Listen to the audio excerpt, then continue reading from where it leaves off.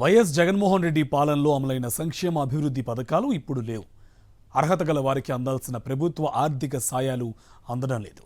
YS Jagan ప్రభుత్వానికి మించిపోయి తమ పథకాలుంటాయని డప్పు కొట్టి ఎన్నికల్లో లబ్ధి పొందిన చంద్రబాబు అధికారం దక్కిన తర్వాత యథావిధిగా బిగ్ యూటర్న్ తీసుకున్నారు. సంపద సృష్టిస్తానన్న నోటితోనే తనకు అదేంటో తెలియదని చెబుతున్న చంద్రబాబు ఈసారి కలెక్టర్ల మీద ఆగ్రహాన్ని వ్యక్తం చేశారు. కలెక్టర్లు కథలు చెబుతున్నారని, తాను ఆశించినట్టు పనిచేయడం లేదని, రాష్ట్రానికి ఆదాయం రాకపోవడానికి కలెక్టర్లే కారణమని వారిని బలిపశువులను చేయడానికి ప్రయత్నిస్తున్నారు. ఎన్నికలప్పుడు ఇష్టం వచ్చినట్లు హామీలిచ్చి అవి అమలు చేయలేక చేతులెత్తేసిన చంద్రబాబు కూటమి పార్టీల వైఫల్యాలను కలెక్టర్ల మీద వేయడానికి ప్రయత్నించడం పట్ల రాజకీయ విశ్లేషకులు విస్మయాన్ని వ్యక్తం చేస్తున్నారు.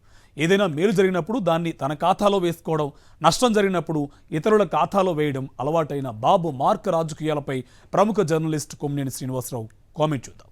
ఏపీలో జిల్లా కలెక్టర్లు కథలు చెబుతున్నారా? ప్రభుత్వం ఆశించిన రీతిలో పనిచేయలేకపోతున్నారా? కొద్ది రోజుల క్రితం జరిగిన కలెక్టర్ల సదస్సులో ముఖ్యమంత్రి చంద్రబాబు నాయుడు చేసిన వ్యాఖ్యలు కలెక్టర్లకు చిన్నతనంగానే ఉన్నాయి. వారిని ఉద్దేశించి ఉపన్యాసాలు చెప్పవద్దని అనడం, ప్రజెంటేషన్స్ ఇవ్వవద్దని సూచించడం కూడా వారికి అగౌరవమే. నిజానికి ఇలాంటి వాటిని చేయడంలో చంద్రబాబు ఒక ప్రత్యేకత సాధించారని అంటారు. వాటి వల్ల ఉపయోగం ఉన్నా లేకపోయినా, ప్రతిపక్షంలో ఉన్నా ప్రభుత్వంలో ఉన్నా ఆయన ఇచ్చినన్ని అంకెల ప్రజెంటేషన్లు మరెవరూ ఇచ్చి ఉండకపోవచ్చు. వాటిలో ఎక్కువ భాగం కాకి లెక్కలే ఉంటాయన్నది పరిశీలకుల భావన. ఏదైనా మంచి జరిగితే తన ఖాతాలోకి రావాలని, అపకీర్తి అయితే అధికారుల అకౌంట్లలోకి జమ చేయాలన్నది సీఎం ఉద్దేశం కావచ్చు. కొన్ని జిల్లాల తలసరి ఆదాయం బాగోలేదని అంటూ కోనసీమ గురించి ప్రస్తావించారు.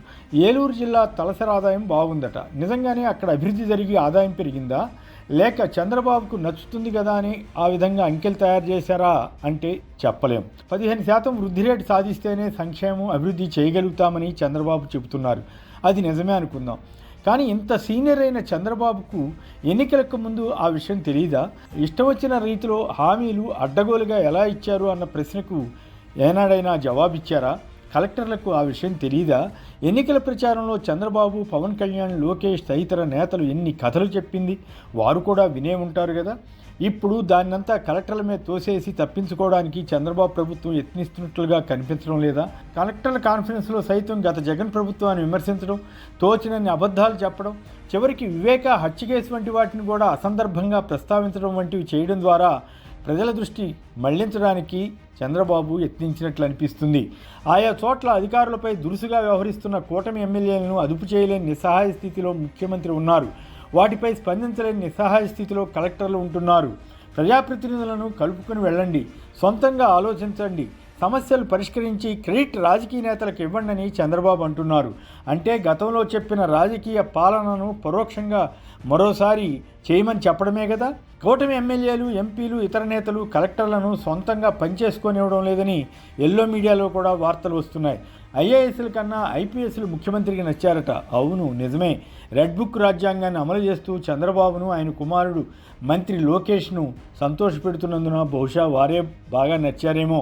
ప్రజలు ప్రభుత్వాన్ని నిలదీస్తుంటే, తిడుతుంటే దానికి కలెక్టర్లు ఎలా జవాబుదారీ అవుతారు?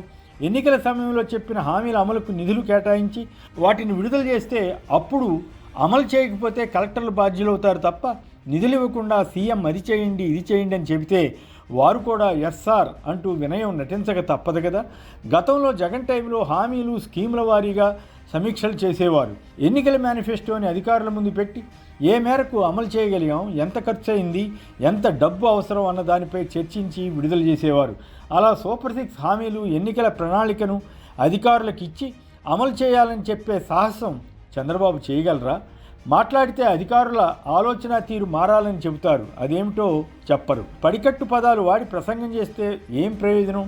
తల్లికి వందనం కింద మే నెలలో డబ్బులు ఇస్తామని అంటున్నారు. అది ఇప్పుడు గడిచిపోయిన సంవత్సరానికా లేక వచ్చే సంవత్సరానికా అని జనం అడిగితే అధికారులు ఏమి జవాబు ఇవ్వాలి? పైగా స్కూళ్ళు తెరవకముందే పిల్లలందరికీ డబ్బులు ఇస్తామని అనడంలో మతలబు ఏమిటి? జూన్లో కొత్తగా నమోదయ్యే పిల్లలకు కూడా ఇస్తారా, ఇవ్వరా? ఇలాంటి వాటిపై కలెక్టర్ల సమావేశంలో ఎందుకు చర్చించలేదు? ఇదే సమస్య అన్నదాత సుఖీభవ స్కీముకు కూడా వర్తిస్తుంది కదా. అమరావతి నిర్మాణంపై కూడా పాత అసత్యాలే మళ్ళీ చెప్పినట్లు అనిపిస్తుంది. ఒక పక్క బడ్జెట్లో 6,000 కోట్లు పెట్టి 31,000 కోట్ల రూపాయల వరకు అప్పులు తెచ్చి వేయించేస్తున్నా భూముల అమ్మకం ద్వారా వచ్చే ఆదాయంతో రోడ్లు తదితర నిర్మాణాలు చేపడుతున్నామని చంద్రబాబు చెబుతున్నట్లుగా ఉంది. కలెక్టర్లు అధికార దర్పం వద్దని చంద్రబాబు అన్నారట. అంటే ఏమిటి? మంత్రి అచ్చెన్నాయుడు చెప్పినట్లు టీడీపీ నేతలు కార్యకర్తలు పచ్చ చొక్కాలు వేసుకుని వచ్చినా, టీడీపీ ఐడి కార్డులు పట్టుకొని వచ్చినా వారికి ఎదురేగి స్వాగతం పలకాలని సూచించడమా, లేక వైసీపీ అభిమానులు ఎవరైనా తమ సమస్యలపై అధికారుల వద్దకు వస్తే వారికి ఏమీ చేయవద్దని అనడమా? చంద్రబాబు మనసులోని మాటను గుర్తెరిగి అధికారులు వ్యవహరిస్తే సరిపోతుందా? ఏపీలో మాట ఇచ్చినట్లే మంచి పాలన జరుగుతోందని చంద్రబాబు అన్నట్లుగా ఎల్లో మీడియా బ్యానర్ కథనాలు ఇచ్చినంత మాత్రాన వాస్తవాలు అధికారులకు తెలియకుండా ఉంటాయా? నిజమే, అధికారులు క్షేత్రస్థాయిలో బాధ్యతగా ఉండాలి. ప్రజలతో మమేకమై వారి సమస్యలు తీర్చే యత్నం చేయాలి. అంతవరకు చంద్రబాబు అయినా మరెవరైనా చెప్పడం తప్పు కాదు. కానీ తాము ఇచ్చిన హామీలన్నిటికీ ఐఏఎస్ అధికారులు జవాబుదారులైనట్లు కలరింగిచ్చే ప్రయత్నం చేస్తే, ప్రజల్లో ఏర్పడిన వ్యతిరేకతను వారిపైకి నెట్టివేస్తే అర్థం చేసుకోలేని అమాయకులుగా అధికారులు ఉండరు కదా. కాకపోతే ఇప్పటికైతే ప్రభుత్వ పెద్దలు చేసే అవమానాలను మౌనంగా భరించక తప్పదేమో.